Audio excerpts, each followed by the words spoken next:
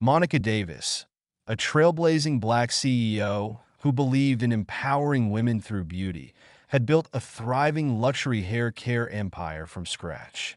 But when complaints about rude and dismissive service began piling up, Monica decided to take matters into her own hands.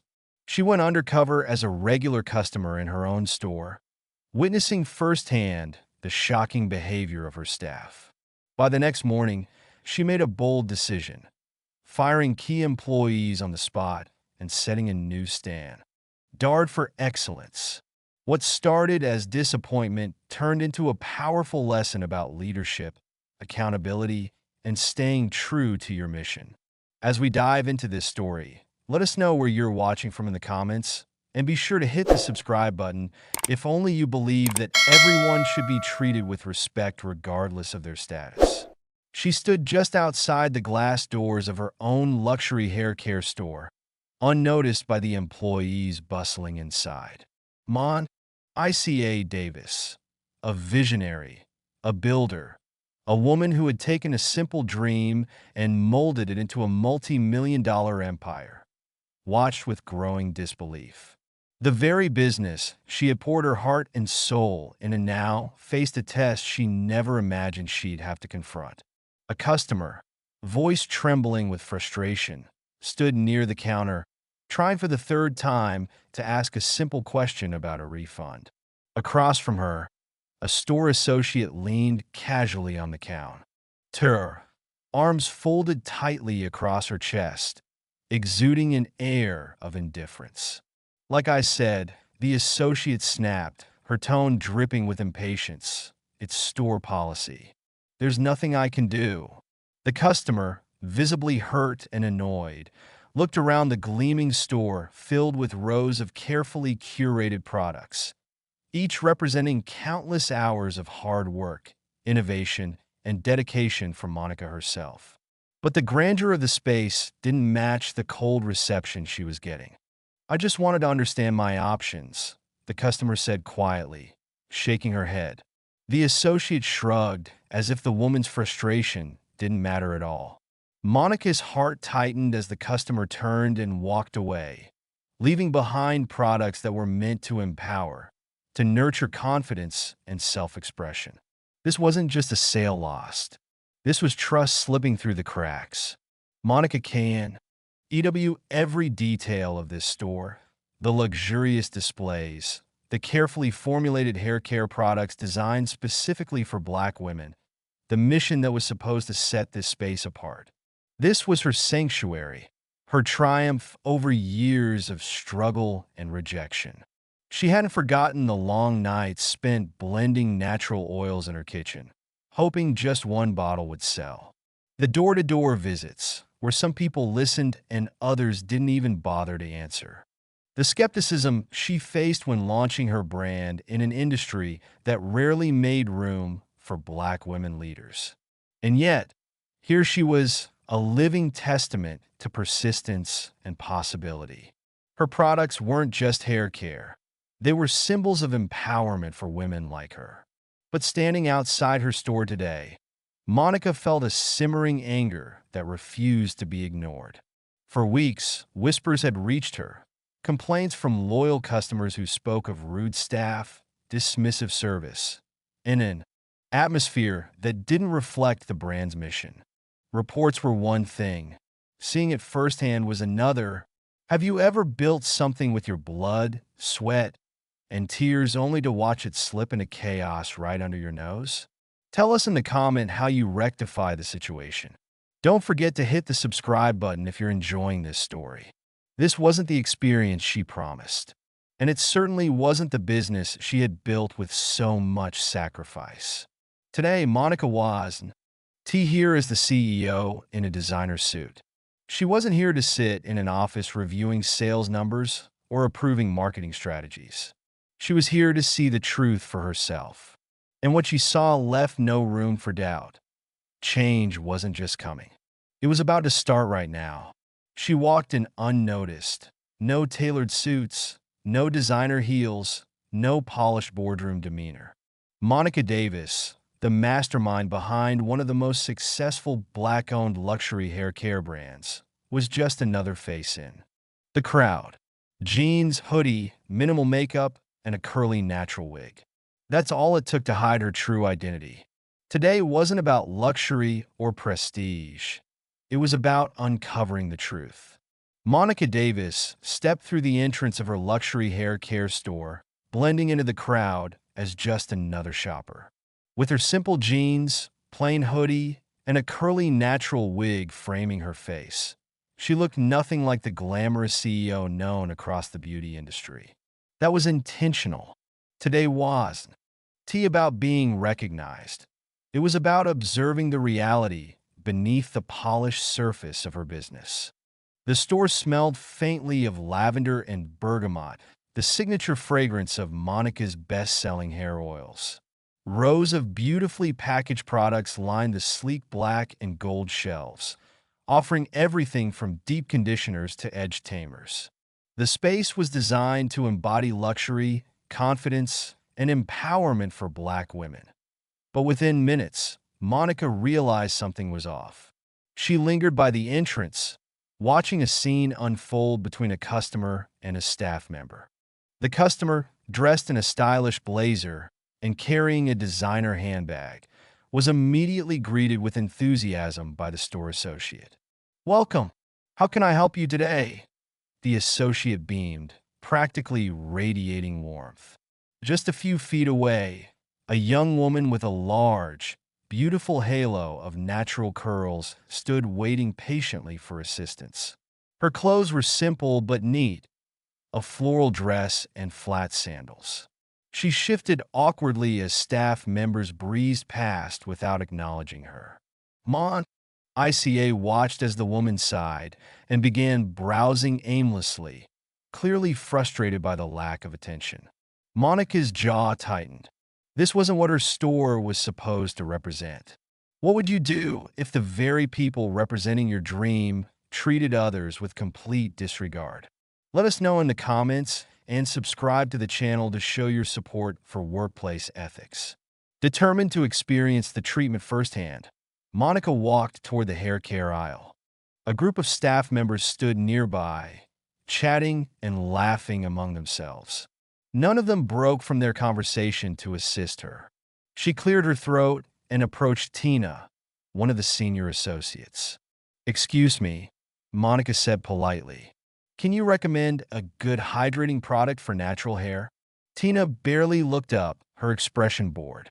"It's all on the shelf," she said dismissively, waving a hand in the general direction of the products. "Figure it out." Monica remained composed. "I'm specifically looking for something that works well for protective styles," she clarified, hoping to spark a more helpful response. Tina rolled her eyes.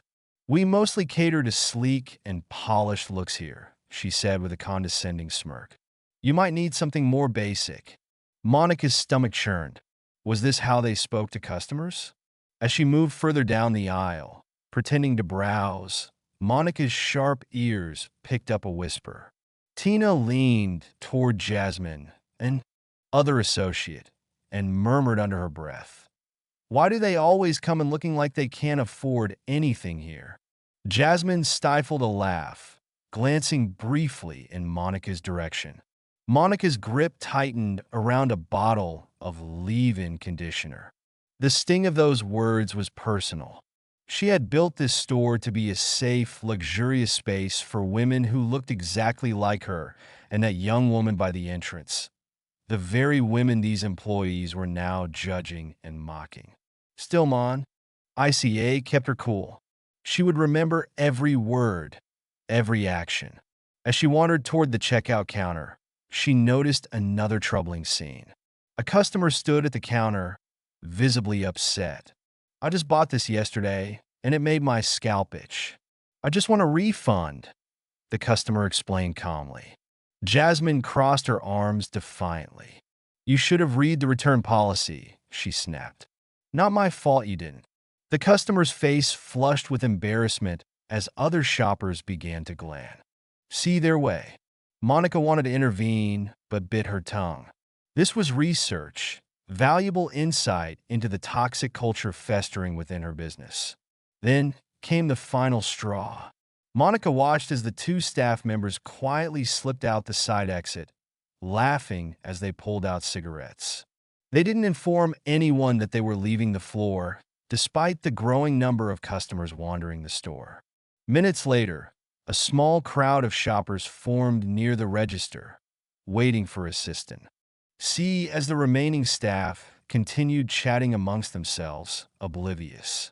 Subscribe to the channel now if you believe arrogance and mediocrity have no place in the workplace. Minutes dragged on, and Monica's patience wore thin. Shoppers began to fidget in frustration near the checkout counter. A line had quietly formed, first with 3 people, then 5, and soon a small crowd of customers waited restlessly for service.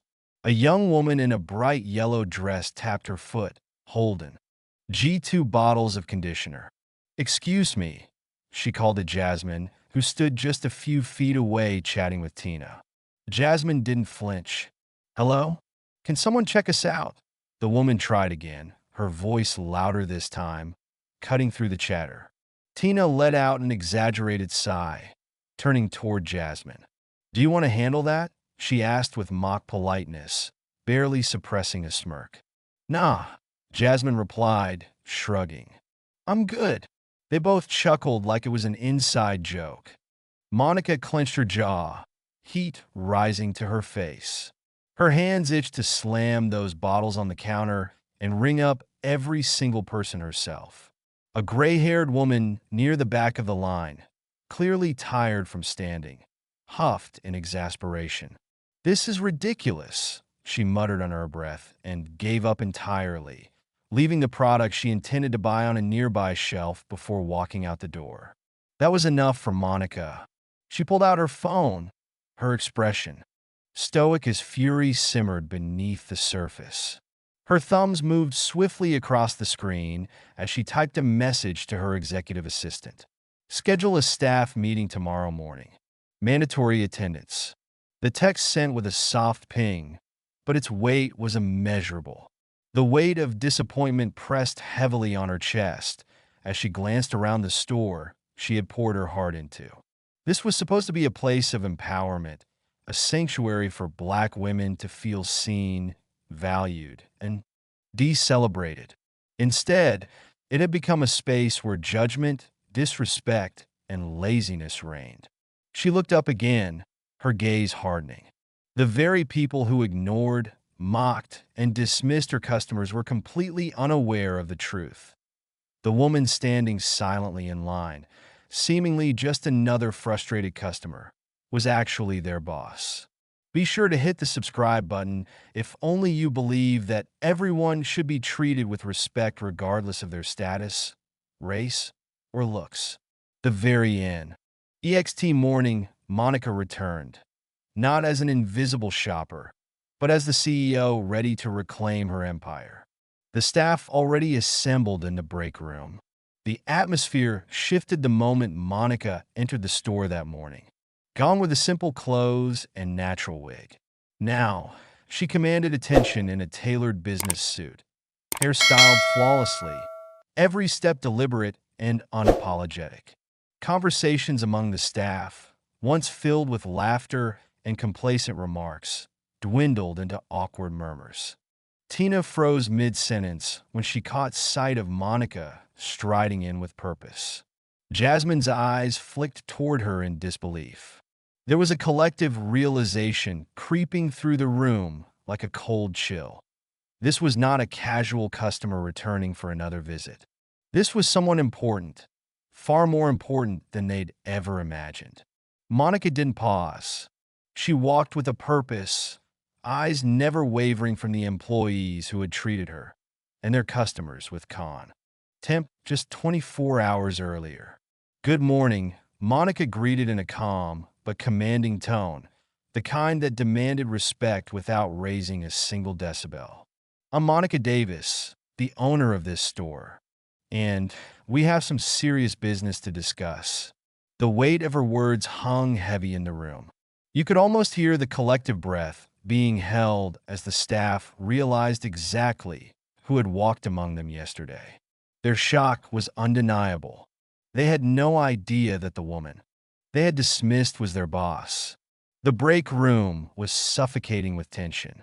Staff members sat in rigid silence, some nervously shifting in their seats, others staring blankly at the floor, as if hoping the moment would simply pass. Monica stood at the front, her arms crossed, surveying the room with a piercing gaze. Her expression revealed none of the frustration simmering beneath her composed exterior. Yesterday, Monica began slowly, her voice sharp yet measured. I came in as a customer. What I saw was completely unacceptable. A wave of discomfort rippled through the room.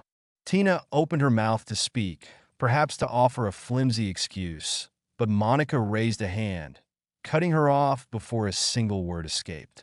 Let me finish, Monica said firmly. Rude behavior, poor service, and blatant disrespect to the very people who keep this business alive? That's not just bad for business. It's a betrayal of my vision, my values, and everything this brand stands for. Silence fell on Seymour, heavy and oppressive. The weight of Monica's words pressed down on the room. No one dared to challenge her. Effective immediately, Monica continued without hesitation. Tina and Jasmine are being let go. A collective gasp filled the room. Tina's face twisted in shock and disbelief. Wait, what? Tina stammered, her bravado shattered. Jasmine sat frozen, her lips pressed into a tight line, eyes wide with realization. You heard me, Monica said coldly, her tone leaving no room for negotiation. This store stands for excellence and empowerment. If you can't deliver that, you don't belong here. Tina sputtered, I didn't mean. Monica cut her off again. Intent doesn't matter. Impact does. And the impact of your behavior yesterday was a complete disgrace to this brand. The room remained silent as Tina and Jasmine absorbed the finality of Monica's words. The remaining staff members exchanged uneasy glances, their expressions a mixture of fear, guilt, and shock. Some fidgeted nervously, while others sat in stunned silence, clearly grappling with the weight of the situation. Monica softened her tone just slightly, though her resolve remained unwavering. For those of you who want to stay, she declared, things are going to change starting now. She paused, allowing her words to sink in. Accountability is non-negotiable. Respect for our customers is non-negotiable. If you can't commit to that, this is your chance to walk out that door. The room stayed silent. Monica's gaze swept across the room. I built this store to celebrate Black beauty, to empower our community, and to provide an experience worthy of our customers. If you can't treat them with the dignity they deserve, you can't work here. Period. The gravity of her words lingered long after she finished speaking. The staff knew that this wasn't just a routine disciplinary meeting. It was a turning point, one that demanded reflection and transformation. Monica stood before her staff, the air thick with an undeniable weight of change. The shockwaves of her earlier decisions still lingered, and no one could ignore the clear message she had delivered. Complacency had no place in her business. Now, it was time to rebuild, to lay down the foundation for a store that reflected the vision she had fought so hard to bring to life. Her voice was steady and demeasured, but it carried the force of conviction. Moving forward, things will be different here, she said. We're implementing a comprehensive training program focused on customer service, empathy, and inclusivity. Everyone who remains on this team will be required to complete it and excel at it. The room remained silent, yet attentive. Staff members exchanged uncertain glances, realizing that surviving the previous meeting did not guarantee an easy ride ahead. This isn't about punishment, Monica continued, but about becoming better. We need to remember why this store exists. It's more than just selling products. It's about empowering our customers, celebrating Black beauty, and providing a space where people feel valued and respected. Her words resonated, cutting through lingering doubts. One young associate, Danielle, who had mostly kept to herself during the previous incidents, nodded solemnly. There was a shift in her demeanor, a subtle spark of determination replacing her initial fear. Others began to sit up straighter, seemingly eager to prove they could rise to the challenge Monica had laid before them. If you can't treat every customer with respect, Monica warned, you don't belong here. No more excuses. No more dismissive attitudes. If someone walks through that door, they are our priority. Period. The finality of her words was clear. The path forward was defined, and it was up to each person in that room to decide whether they were up for the journey. EY. Only those who do not support prejudice and appreciated how Monica handled the situation would subscribe to the channel now. Later that afternoon, Monica took the next crucial step. Armed with the contact information from recent customer complaint logs, she made a series of personal phone calls. Her voice was warm but sincere. "Hi, Shanice," she said into the receiver. "This is Monica Davis, the owner of Lux Hair Haven. I wanted to personally apologize for your experience at our store recent. TOY." There was a moment of silence before Shanice responded, surprise evident in her voice. "Wait, the Monica Davis?" "Yes," Monica affirmed. "I heard about what happened, and I'm truly sorry. That's not what our brand stands for, and I want you to know that changes are being made." Shanice's tone softened. "Honestly, I had stopped shopping there because of how I was treated, but this means a lot. Thank you." Monica's heart swelled with gratitude. Moments like these were why she had fought so hard to build her business in the first place, to create a brand that uplifted rather than diminished. She assured Shanice of her commitment to a better experience moving forward and offered a personal invitation to return as a valued customer. Over the next several days, similar conversations unfolded. Each call was met with varying levels of surprise, but by the end of each one, Monica sensed a renewed willingness from customers to give the store another chance. Back at the store, the atmosphere was evolving. The remaining staff, humbled by the events of the past few days, began taking proactive steps to embody the values Monica had outlined. Danielle, once quiet and reserved, stepped into a leadership role, guiding new associates with patience and positivity. Another associate, Kevin, who had previously been indifferent toward customers, was now known for going the extra mile to help shoppers find exactly what they needed. During a team huddle one afternoon, Monica addressed her staff once more. "Mistakes," she said thoughtfully, "are lessons, but only if you learn from them. You all have an opportunity right now to show in. OT just me, but yourselves, what you're capable of." There was a collective murmur of agreement. The staff's initial apprehension had shifted into genuine resolve. They were ready to prove themselves worthy of the second chance Monica had extended. Customer feedback soon reflected the positive changes. Shoppers noted the friendly atmosphere, attentive service, and renewed sense of energy within the store. What had once been a space tarnished by poor behavior was now blossoming into a beacon of excellence and empowerment, just as Monica had always envisioned. And as Monica stood at the entrance one afternoon, watching a diverse group of customers browse happily, she allowed herself a rare moment of satisfaction. This was what progress looked like. Her voice rang clear as she spoke to a customer passing by. "Welcome to Lux Hair Haven," she said with a smile.